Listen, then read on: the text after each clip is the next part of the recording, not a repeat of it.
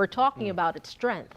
Yeah, exactly there, Keith. And you know, you're just showing the video out of Fort Myers, and you might be thinking, we're saying we're not going to get that here. It is drastically weaker than what it was in Fort Myers, but it is still packing a punch. I mean, this is our 8 o'clock advisory, just came in, 65-mile-per-hour winds. The track still edging further towards the east here as well. And really our main focus now at this time, not so much the rainfall, but it's that coastal surge, especially as we go through high tides, because those winds continue to scream out shore. The rain is still there though, especially for the Palm Coast up towards Flagler Beach, St. Augustine. I point this out though, look at this. This is the center of the storm just starting to move out back over the Space Coast, and eventually we'll get back over the Atlantic soon. There's the outer eye wall, or what is left of it. And then we have those rain bands now making for some of the worst weather here this morning from Ponte Vedra into St. Augustine over towards the Palm Coast. Got those bands kicking on through. Once we go out to Lou here in just a minute, I'm sure he's going to be in the wind. I mean, look at this wind gust, 47 miles per hour there at St. Augustine, 54 at Mayport. This is what's headed their way though. Look at Daytona Beach.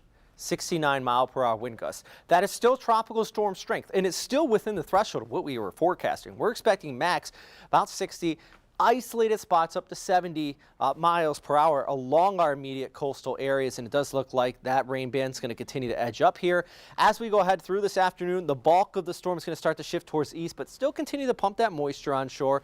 And then eventually, as we go ahead through tonight, dry air is going to start to work its way behind it as the winds shift from the north towards the northwest. And I think by this time tomorrow, we're still going to be talking about the wind, but the rain is going to be all but over with. This is the big thing as far as that precipitation forecast is concerned. Our main impacts: Palm Coast, St. Augustine, St. Johns, Flagler County, maybe towards parts of Putnam, Clay County, and here in the Jacksonville, we still can see additional 2 to 4 inches.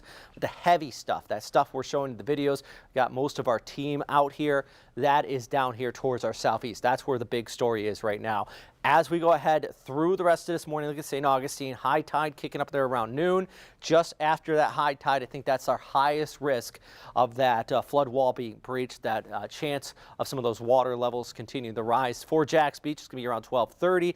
Main Street's at 1. St. Mary's about 1:25. Also, at the same time, we're going to get those banding beginning to wrapping in. So just talking about those high winds out there into St. Augustine. Let's see if Lou can confirm that for me. Lou?